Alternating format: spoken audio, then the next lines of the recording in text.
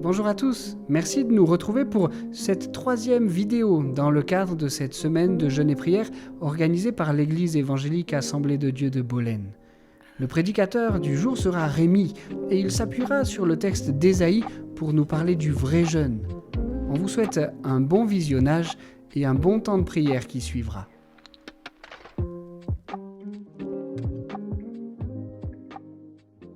Bienvenue dans cette nouvelle vidéo de notre série sur le jeûne et la prière. Ce soir, nous allons ouvrir la parole de Dieu dans 2 passages différents dans l'Ancien et dans le Nouveau Testament. Et nous savons que la Bible nous a été donnée pour notre bien, pour notre édification, pour qu'on puisse grandir dans la foi, pour qu'on puisse devenir plus fort, et pour qu'on puisse découvrir encore et encore tout l'amour que Dieu nous porte. Alors Dieu nous aime, et on peut le lire noir sur blanc sur plusieurs passages de la Bible, mais Dieu nous parle aussi avec des mots plus directs. Dieu nous aime, donc il veut nous reprendre. Dieu nous aime, donc il veut nous dire les vraies choses. Et il faut qu'on arrive dans notre vie à mesurer cet équilibre. Que Dieu nous aime, il prend soin de nous, il nous apporte du réconfort, il nous apporte son soutien, sa grâce et sa paix. Mais il nous dit aussi des choses pour nous reprendre, pour nous faire grandir, pour nous préserver de certaines choses. Et peut-être d'une façon un peu plus dure de ce qu'on pourrait penser. Et nous allons voir dans les 2 textes que nous allons lire que Dieu parle de façon claire, précise, pour reprendre son peuple qui n'avait pas agi de la bonne façon. Et nous pouvons donc en retirer ce soir un enseignement personnel et spirituel pour notre vie. Le premier passage que nous allons lire se trouve dans le livre du prophète Ésaïe. Dieu parle de façon très claire à son peuple sur le jeûne, sur la façon dont eux, ils ont désobéi par rapport à cette pratique et au sens du jeûne. Alors je vous propose qu'on puisse lire ensemble comment Dieu ne veut pas que nous jeûnions et comment est-ce qu'il prend plaisir au jeûne. On va lire ensemble Ésaïe 58. Crie à plein gosier, ne te retiens pas.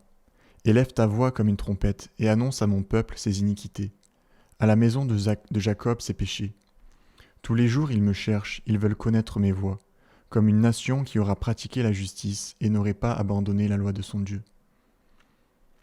Ils me demandent des arrêts de justice, ils désirent l'approche de Dieu.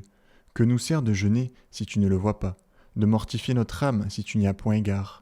Voici le jour de votre jeûne, vous vous livrez à vos penchants et vous traitez durement tous vos mercenaires. Voici, vous jeûnez pour vous disputer et vous quereller, pour frapper méchamment du poing. Vous ne jeûnez pas comme le veut ce jour, pour ce que votre voix soit entendue en haut. Est-ce là le jeûne auquel je prends plaisir, un jour où l'homme humilie son âme, courber la tête comme un jonc et se coucher sur le sac et la cendre? Est-ce là ce que tu appelleras un jeûne, un jour agréable à l'Éternel? Voici le jeûne auquel je prends plaisir. Détache les chaînes de la méchanceté, dénoue les liens de la servitude, renvoie libres les opprimés, et que l'on rompe toute espèce de joug. Partage ton pain avec celui qui a faim, et fais entrer dans ta maison les malheureux sans asile. Si tu vois un homme nu, couvre-le, et ne te détourne pas de ton semblable. Alors ta lumière poindra comme l'aurore, et ta guérison germera promptement. Ta justice marchera devant toi, et la gloire de l'Éternel t'accompagnera. Alors tu appelleras, et l'Éternel répondra. Tu crieras, et il dira, me voici. Si tu éloignes du milieu de toi le joug, les gestes menaçants et les discours injurieux. Si tu donnes ta propre subsistance à celui qui a faim, si tu rassasies l'âme indigente, ta lumière se lèvera sur l'obscurité, et tes ténèbres seront comme le midi. L'Éternel sera toujours ton guide. Il rassasiera ton âme dans les lieux arides, et il redonnera de la vigueur à tes membres. Tu seras comme un jardin arrosé, comme une source dont les eaux ne tarissent pas. Les tiens rebâtiront sur d'anciennes ruines. Tu relèveras des fondements antiques. On t'appellera réparateur des brèches, celui qui restaure les chemins, qui rend le pays habitable. Si tu retiens ton pied pendant le sabbat pour ne pas faire ta volonté en mon saint jour, si tu fais du sabbat tes délices pour sanctifier l'Éternel en le glorifiant, et si tu l'honores en ne suivant point tes voies et en ne livrant pas à tes penchants et à de vains discours, alors tu mettras ton plaisir en l'Éternel, et je te ferai monter sur les hauteurs du pays, je te ferai jouir de l'héritage de Jacob ton père, car la bouche de l'Éternel a parlé. Amen. Et je voudrais voir avec vous ce soir un aspect un petit peu particulier de ce texte quand on parle du jeûne et de la prière. Car dans la plupart des cas, on parle du jeûne et on l'associe à la prière. On associe souvent le jeûne et la prière.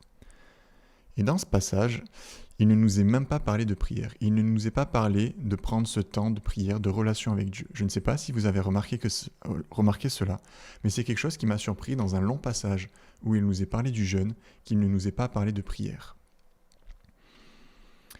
Alors oui, comme on l'a entendu dans d'autres prédications, le jeûne est lié à la prière. Pour se rapprocher de Dieu, on sait que c'est une chose bénéfique pour nous, on sait que c'est une chose, le temps de prendre un jeûne et de prière est quelque chose qui va nous rapprocher de Dieu.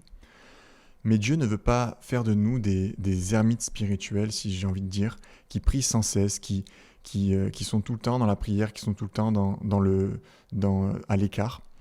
Oui, Dieu aime les moments qu'on prend pour prier. Dieu aime quand on le prie dans le secret de notre chambre, comme il nous l'est dit dans la parole. Il aime cette relation personnelle qu'on peut avoir entre lui et moi. Mais il veut aussi que notre cœur puisse produire de bons fruits, amen, puisse produire des actions qui le glorifient. Et au verset 7, il nous est même dit « Partage ton pain avec celui qui n'en a pas ». Seigneur, je peux lire plus haut que le jeûne auquel tu prends plaisir et toi tu me parles de pain, tu me parles de donner mon pain alors qu'un jeûne, c'est se retenir de nourriture. Mais dans ce passage du jeûne, il nous est beaucoup parlé d'action, il nous est beaucoup parlé de faire, parlé de donner, parlé de mettre en pratique. Eh bien oui, parce que le jeûne, c'est fait pour se rapprocher de Dieu, c'est fait pour qu'on soit plus proche de lui. Et si je suis plus proche de Dieu, je vais faire ce qui lui plaît, n'est-ce pas ? Et le commandement le plus important que Jésus nous ait donné sur la terre, c'est, je pense qu'on le connaît, mais on va le relire. Aime le Seigneur ton Dieu de tout ton cœur, de toute ton âme, de toute ta pensée, et ton prochain comme toi-même. Alors si je suis proche de Dieu, je vais avoir les mêmes aspirations que lui. Donc je vais avoir un cœur de compassion envers mon prochain. Je vais avoir ce cœur de serviteur. Je vais avoir ce cœur qui aime servir, qui aime donner, qui aime prendre soin de mon prochain. Et à l'inverse, si je ne me rapproche pas de Dieu durant ce temps de jeûne, je vais vouloir laisser place à mes désirs charnels comme pouvait le faire le peuple à ce moment-là. Et c'est pour ça que Dieu a repris son peuple au travers de la bouche d'Ésaïe. Et je voudrais qu'ensemble on puisse considérer ce sens-là du jeûne. Le fait de prendre soin des autres, le fait de ne pas forcément prendre un temps pour prier, même si cela est bénéfique, même si cela est même vital pour notre vie spirituelle. Mais ce soir, accentuer le fait que notre jeûne doit porter du fruit, doit avoir un but, doit porter du fruit, quelque chose de différent à notre vie. Alors j'ai noté mon prochain point qui s'appelle « Prendre soin des autres ». Alors, peut-être que durant les jours de jeûne qui nous restent, durant les jours de jeûne qu'on va prendre, même après cette série de jeûnes et de prières, qu'on puisse essayer de prendre un temps à part où on va vouloir aider les autres, où on va vouloir porter du fruit pour aller vers notre prochain. Peut-être prendre un temps pour prier pour une personne en particulier, un moment où je pense souvent à une personne, mais je ne prends jamais le temps de prier vraiment pour elle, de prendre ce temps où je vais pouvoir peut-être prendre un moment avec une personne vers laquelle je ne serais pas forcément allé, prendre du temps avec une personne envers laquelle je me dis que je n'ai jamais le temps de parler avec elle. Peut-être est-ce qu'on peut essayer de prendre un temps de jeûne et un temps de service, un temps d'accompagnement des autres, un temps où on peut, au lieu de se tourner vers nous-mêmes, autant de ramener à nos soucis, ramener à nos sujets, qu'on puisse peut-être prendre le temps où, comme nous le disait le prophète Ésaïe, d'ouvrir notre maison à ceux qui n'en ont pas, de porter attention aux personnes qui sont autour de nous. Vraiment un temps où on peut mettre en pratique la volonté de Dieu pour notre vie, celle d'aimer notre prochain. Alors il est important de prendre du temps à part dans la présence de Dieu, mais il est important que ce temps puisse porter du fruit. Pourquoi est-ce que je prends un temps de jeûne et de prière ? Il est important de vouloir avoir un objectif, d'avoir du résultat positif pour notre vie. Et donc le temps du jeûne et de prière est un temps où on peut se rapprocher de Dieu, où on peut plus le connaître, où on peut plus apprendre de lui, avoir un temps à cœur avec le Seigneur. Dans Marc 9, au verset 28, on peut lire une histoire où Jésus a fait un miracle. Quand Jésus fut entré dans la maison, ses disciples lui demandèrent en particulier « Pourquoi n'avons-nous pas pu chasser cet esprit ?» Il leur dit « Cette espèce-là ne peut sortir que par le jeûne et la prière. » Et notez l'attitude de Jésus. Jésus n'est pas parti aller jeûner et prier pendant 3 jours. Jésus n'a pas dit au démon, à cet enfant, je reviens, je vais jeûner et ensuite je pourrai chasser ce démon. Mais Jésus a réussi à chasser ce démon. Jésus avait la puissance nécessaire pour chasser ce démon. Et pourquoi pouvait-il le faire par rapport à ses disciples ? Parce que Jésus entretenait une relation toute particulière avec son Père, entretenait une relation de proximité, de cœur à cœur sincère avec son Père. Alors vous allez me dire, c'est normal, c'était Jésus, c'était le Fils de Dieu. Mais j'ai envie de vous dire, à combien plus forte raison, si Jésus avait une relation profonde avec son Père dans la prière, combien est-ce que nous devons en avoir une ? Et ce type de démon nécessitait une puissance particulière, supplémentaire, qui ne se trouvait que dans la présence du Seigneur, que dans le fait de connaître la volonté et la parole de Dieu. Le but du jeûne est de prier et pour nous de nous rapprocher de Dieu. Notre but, c'est de prendre ce temps et de vouloir grandir auprès du Seigneur, de vouloir grandir dans ses voies, dans une relation personnelle. Le jeûne n'est pas là pour qu'on puisse se glorifier, de prendre ce temps, de ne pas manger, de prendre ce temps d'avoir une piété supérieure à notre frère ou à notre sœur. Mais le jeûne est là pour nous revêtir d'une puissance qui ne se trouve que dans la prière.